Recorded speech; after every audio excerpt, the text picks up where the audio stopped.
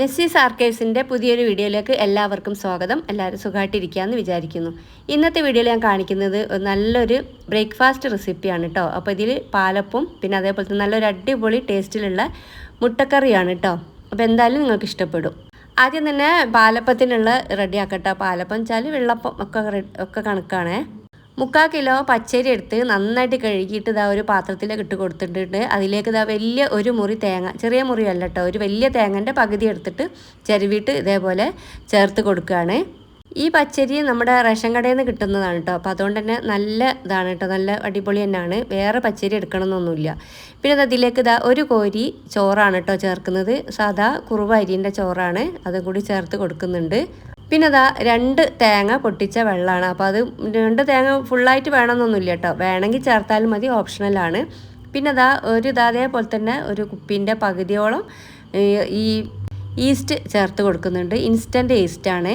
പിന്നെ അതേപോലെ തന്നെ 1 ടീസ്പൂൺ അളവിലുള്ള പഞ്ചസാരയും കൂടി ചേർത്ത് കൊടുത്തിട്ട് ഇതിലേക്ക് പാകത്തിനുള്ള വെള്ളം ഒഴിച്ചു കൊടുക്കണം. ആ ഒരു അരിയും തേങ്ങയും ഒക്കെ ഇട്ടിട്ട് ആ നകക്കുള്ള വെള്ളമാണ് കേട്ടോ വേണ്ടത്. ആദ്യം തന്നെ കുറച്ച് വെള്ളം ഒഴിച്ചിട്ട് നല്ലോണം എല്ലാം കൂടി ഒന്ന് കൂട്ടി യോജിപ്പിച്ച് കൊടുത്തതിന് ശേഷം പിന്നെ വീണ്ടും കുറച്ചും കൂടി വെള്ളം ഒഴിച്ച് കൊടുക്കണം. നല്ലോണം മിക്സ് ചെയ്യണം കേട്ടോ, വേറെ ഒന്നും ചേർക്കണ്ട. ഇങ്ങനെ തന്നെ നമ്മൾ രാത്രി എടുത്ത് വെച്ചിട്ട് രാവിലെയാണ് കേട്ടോ അത് അരച്ചെടുക്കുന്നത്. ഇനിയിപ്പോൾ ഇതെല്ലാം കൂടി രാത്രി കുതിർത്ത പച്ചരി ആണെങ്കിൽ രാത്രി പിന്നെ ഇതേപോലെ അരച്ച് വെച്ചാലും കുഴപ്പമൊന്നുമില്ല കേട്ടോ. അപ്പോൾ ഞാനിത് സാധാരണ എങ്ങനെയാണ് കേട്ടോ ചെയ്യൽ. ഇതിവിടെ ഭയങ്കര ഇഷ്ടമാണ്, നല്ലൊരു ടേസ്റ്റും കൂടിയാണ് കേട്ടോ ഈ ഒരു അപ്പത്തിന്.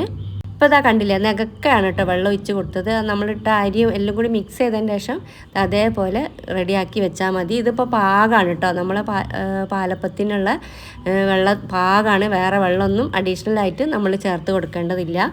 ഇതിവിടെ കുറച്ചധികം ആൾക്കാരുള്ളതുകൊണ്ടാണ് ഇത്രത്തോനെ അരച്ചെടുക്കുന്നത്. നിങ്ങൾക്ക് കുറച്ചാണെങ്കിൽ അതിനനുസരിച്ചിട്ട് ചേർത്ത് കൊടുത്താൽ മതിയാവും. ഇതിപ്പോൾ പിറ്റേന്ന് രാവിലെ നേരത്തെ എണീറ്റിട്ട്, ഞാൻ പറയുമ്പോൾ ഒരു 6 മണിക്കൊക്കെ അടുക്കളയിലേക്ക് വന്നിട്ടുണ്ട്. എന്നതിൻ്റെ ശേഷം ഞാൻ വേഗം ഇത് അരച്ച് വെക്കുകയാണ്. ഇത് ശരിക്കും അരച്ച് വെച്ചതിന് ശേഷം 1 മണിക്കൂറിന് ശേഷമാണ് കേട്ടോ നമ്മളിത് ചുട്ടെടുക്കേണ്ടത്. അപ്പോൾ ഇത് ഞാനിപ്പോൾ 1 മണിക്കൂർ എന്നല്ല, ഒരു 1.5 മണിക്കൂറൊക്കെ ആയിട്ടുണ്ട് ഇനി. അപ്പോൾ 2-3 ബാച്ചാക്കിയിട്ടാണ് കേട്ടോ ഞാൻ അരച്ചെടുത്തിട്ടുള്ളത്. ഞാൻ പറഞ്ഞല്ലോ കുറച്ചധികം തന്നെ ഉണ്ട്. നമ്മളിവിടെ ഒരു 7 ആൾക്കാരുണ്ട് കേട്ടോ. 7 ആൾക്കാർക്കും ഇത് മുഴുവനൊന്നും വേണ്ട, എന്നാലും മാവ് ബാക്കി. ഇനി നല്ലോണം അത് അരച്ചെടുത്തിട്ട് കയ്യിൽ വെച്ചിട്ട് നല്ലോണം ഒന്ന് മിക്സ് ചെയ്തതിന് ശേഷം മൂടി വെച്ച് കൊടുക്കുക കേട്ടോ. അങ്ങനെയാണ് ചെയ്യേണ്ടത്. പിന്നെയാണ് നമ്മൾ പാലപ്പം ചുട്ടെടുക്കാൻ വേണ്ടി എടുക്കുന്നത്. പിന്നെ ഇന്നിപ്പോൾ മുട്ടക്കറിയാണല്ലോ ഞാൻ പറഞ്ഞത്. ഈ പാലപ്പത്തിലേക്ക് മുട്ടക്കറിയാണ്. അത് ഞാനിതാ ഇത്രയും കോഴിമുട്ട എടുത്തിട്ട് എഗ് ബോയിലറിൽ വെച്ച് പുഴുങ്ങിയെടുക്കുകയാണ്. ആ മുട്ടൊക്കെ ഒന്ന് പുഴുങ്ങി വരുമ്പോഴേക്കും നമ്മളിതാ ഒരു കുക്കർ അടുപ്പത്ത് വെച്ച് ചൂടായതിലേക്ക് കുറച്ച് വെളിച്ചെണ്ണ ഒഴിച്ച് കൊടുക്കുന്നുണ്ട്. ഇതിൻ്റെ കൂട്ടത്തിൽ ഒരു ചെറിയൊരു പീസ് ബട്ടറും കൂടി ചേർത്ത് കൊടുക്കുന്നുണ്ട്. നിങ്ങൾക്ക് ബട്ടർ നിർബന്ധമില്ല, നമ്മൾ നല്ല നെയ്യ് ഉണ്ടാവില്ല, RKG മിൽമ നെയ്യൊക്കെ, അത് ചേർത്ത് കൊടുത്താൽ മതി. എൻ്റെ കയ്യിൽ ബട്ടർ ഉള്ളതുകൊണ്ടാണ് ഞാനിത് ചേർത്ത് കൊടുക്കുന്നത്. അത് നല്ലോണം മെൽറ്റായി വന്നതിന് ശേഷം അതിലേക്ക് 2 വലിയ ഉള്ളി ഇതേപോലെ അരിഞ്ഞതും ഒരു 3-4 പച്ചമുളകും കൂടി ചേർത്തിട്ട് നല്ലോണം ഒന്ന് കുറച്ച് ഉപ്പും കൂടി ചേർത്തിട്ട് വഴറ്റിയെടുക്കണം.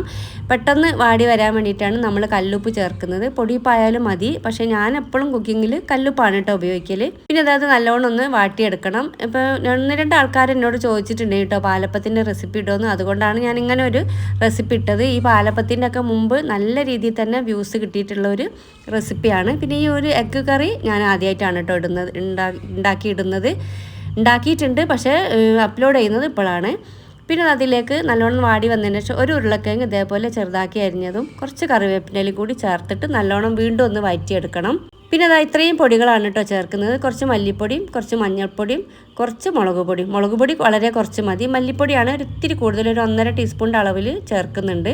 അത് ഇത്തിരി വെള്ളം ഒഴിച്ചിട്ടൊന്ന് കുറുക്കിയെടുക്കുന്നുണ്ട് കേട്ടോ. കുറുക്കെല്ലാം അങ്ങനെ ഇളക്കിയെടുക്കുന്നുണ്ട്. പിന്നെ ഇതിലേക്ക് ഒരു തക്കാളി ചെറുതാക്കി അരിഞ്ഞത് ചേർക്കുന്നുണ്ട്. തക്കാളി നിർബന്ധമൊന്നുമില്ല കേട്ടോ, അപ്പോൾ എനിക്കത് തക്കാളി ഇട്ടിട്ടാണ് ഇഷ്ടം, അതുകൊണ്ടാണ് ചേർക്കുന്നത്. പിന്നെ അത് ഇത്തിരി കൂടി വെള്ളം വേണ്ടിയിട്ട് ചൂടുവെള്ളം കൂടി ചേർത്ത് കൊടുത്തിട്ട് നല്ലോണം ഒന്ന് മിക്സ് ചെയ്ത് നമ്മൾ നേരത്തെ ആ പൊടിയൊന്നും മിക്സ് ചെയ്തതും എല്ലാം കൂടി ചേർത്ത് നല്ലോണം ഒന്ന് ഇളക്കി യോജിപ്പിച്ചിട്ട് 1-2 വിസിലിന് തന്നെ ഈ ഉരുളക്കിഴങ്ങ് വെന്ത് വരും.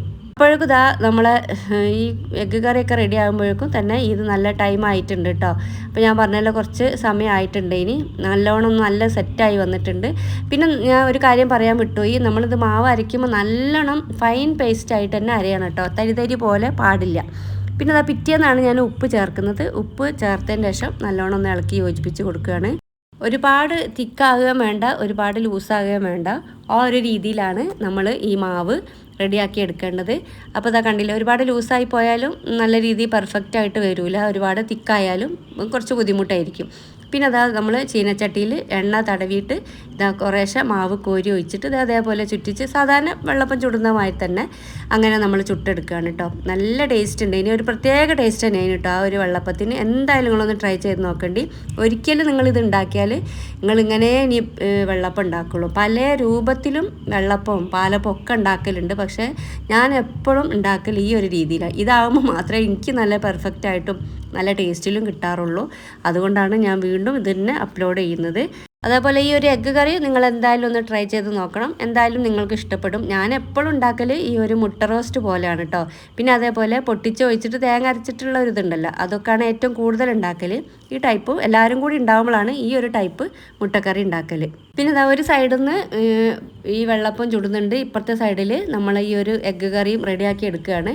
അപ്പോൾ ഇതാ മൂടി തുറന്ന് നോക്കിയപ്പം ഏകദേശമൊക്കെ നല്ലോണം വെന്ത് വന്നിട്ടുണ്ട് ഉരുളക്കിഴങ്ങ്. അത് ഉടച്ച് ചേർക്കണമെന്നൊന്നുമില്ല കേട്ടോ. പിന്നെ അത് അത്രയും കോഴിമുട്ടയാണ് എടുത്തിട്ടുള്ളത്. അത് പുഴുങ്ങി തോലൊക്കെ പൊളിച്ചതിന് ശേഷം ഒന്ന് വരട്ട് കൊടുക്കണം കേട്ടോ. മൊത്തത്തിൽ പ്രത്യേക ഒരു ടേസ്റ്റൊന്നും നമ്മൾ ഈ ഒരു കോഴിമുട്ടൊക്കെ ഉണ്ടാവില്ലല്ലോ, മീൻ്റെയും ചിക്കൻ്റെയും ബീഫിൻ്റെയും ഒന്നും മാതിരിയല്ലല്ലോ. അപ്പോൾ അതുകൊണ്ട് അതിൻ്റെ ഈ ഒരു ഗ്രേവിൻ്റെ എരിവും പുളിയൊക്കെ അതിൽ കുടുങ്ങിക്കോട്ടെ വെച്ചിട്ടാണ് ഒന്ന് വരട്ട് കൊടുക്കുന്നത്. അപ്പോൾ ആ ഒരു മൊത്തത്തിൽ ആ കറിൻ്റെ ടേസ്റ്റിനാണ്. എഗ്ഗിൻ്റെ ടേസ്റ്റൊന്നും അതിൽ പ്രത്യേകം വരാനൊന്നുമില്ല. അപ്പോൾ അതുകൊണ്ട് തന്നെ ഇതാ ഇങ്ങനെ സെറ്റാക്കി എടുത്തിട്ടുണ്ട്. ഇതാ കണ്ടില്ല, നല്ല നല്ല ടേസ്റ്റ് ഉള്ളതിനാണ് കേട്ടോ. എന്തായാലും മസ്റ്റ് ട്രൈ ആണ്. ഇത് അതിലേക്ക് ഒരു 1/2 ടീസ്പൂൺ അളവിലുള്ള ബിരിയാണി മസാലപ്പൊടിയാണ് ചേർക്കുന്നത്. ഗരം മസാലപ്പൊടി എൻ്റെ കയ്യിലില്ലാത്തതിനോടാണ് കേട്ടോ ചേർത്ത് കൊടുത്തത്. പിന്നെ അതാ ഒരു മുറിൻ്റെ പകുതി തേങ്ങയാണ് ഞാൻ അരച്ചതിലേക്ക് ചേർത്ത് കൊടുക്കുന്നത്. അപ്പോൾ എല്ലാം കൂടി നല്ലൊരു ടേസ്റ്റാണ് കേട്ടോ ഈ ഒരു കറിക്ക്. എന്നാലും ചിക്കൻ കറീൻ്റെ അത്രയും ടേസ്റ്റ് എന്തായാലും ഉണ്ടാവില്ല, എന്നാലും എഗ്ഗ് കറീൻ്റെ ഒരു ടേസ്റ്റ് എന്താണെന്നുള്ളത് നിങ്ങൾക്ക് അറിയാമല്ലോ. അങ്ങനെ തന്നെയാണ് കേട്ടോ. പിന്നെ അത് ലേശം കൂടി അത് തിക്കായി വന്നപ്പോൾ കുറച്ചും കൂടി ചൂടുവെള്ളം ഒഴിച്ച് കൊടുത്തിട്ടുണ്ട്. അങ്ങനെ ഇതാ ഒന്ന് തിളച്ച് വരുമ്പോൾ ഞാൻ കുറച്ച് ലാസ്റ്റ് മല്ലിയില കൂടി ചെറുതാക്കി അരിഞ്ഞത് കൂടി ചേർത്ത് കൊടുത്തിട്ട് ഇതാ കറി ഇറക്കി വെക്കാം കേട്ടോ. ഒന്ന് നല്ലോണം ഒന്ന് തിളവരട്ടെ. ഇവിടെ എല്ലാവർക്കും നല്ല ഇഷ്ടപ്പെട്ടിട്ടുണ്ട് കേട്ടോ. ഈ ഒരു പാലപ്പത്തിന് പ്രത്യേകിച്ച് എഗ്ഗ് കറിയാണല്ലോ കോമ്പിനേഷൻ. ഈ ചിക്കൻ കറിയും ബീഫ് കറിയും എല്ലാം ഉണ്ടാക്കും, എന്നാലും ടേസ്റ്റ് നമ്മളെപ്പോഴും ഉണ്ടാക്കാൻ ഒരു പെട്ടെന്ന് വരും നമ്മൾ എഗ്ഗ് കറിയും വെള്ളപ്പം ആണല്ലോ പറയൽ. അങ്ങനെയാണ് കേട്ടോ ഇത് ഉണ്ടാക്കിയത്. ശരിക്കും നമ്മൾ ഈ ഒരു ഉണ്ടാക്കിയെടുത്ത പാലപ്പം ഉണ്ടല്ലോ, അതിന് കറിയൊന്നും ഇല്ലാതെ തന്നെ സാധാ ഒരു കട്ടൻ ചായൻ്റെ കൂടെ കൂട്ടി കഴിക്കാനും നല്ല ടേസ്റ്റാണ് കേട്ടോ. ഞാൻ അങ്ങനെ 2 എണ്ണം കഴിച്ചിട്ടുണ്ടേനി, അതുകൊണ്ടാണ് ഞാൻ പ്രത്യേകമായിട്ട് പറയുന്നത്. കറി കൂട്ടിയിട്ടും കഴിച്ചിട്ടുണ്ടേനി, കറി കൂട്ടാതെയും കഴിച്ചിട്ടുണ്ടേനി. ചുട്ടെടുക്കുമ്പോൾ എല്ലാവരും പിന്നെ കൂടെ ചായ കുടിക്കുമ്പോൾ കുറേ ടൈം കഴിഞ്ഞിട്ടാണ് നമ്മൾ ചായ കുടിക്കുക, നേരം വൈകുമല്ലോ. ഇപ്പോഴേക്കും എന്തായാലും വിശക്കുമല്ലോ, അങ്ങനെ കഴിച്ചതാണ്. അപ്പോൾ അടുത്ത് തന്നെ നല്ലൊരു വീഡിയോ ആയിട്ട് കാണാം. എല്ലാവർക്കും നല്ലൊരു ദിവസം ആശംസിച്ചുകൊണ്ട് താങ്ക്സ് ഫോർ വാച്ചിങ്.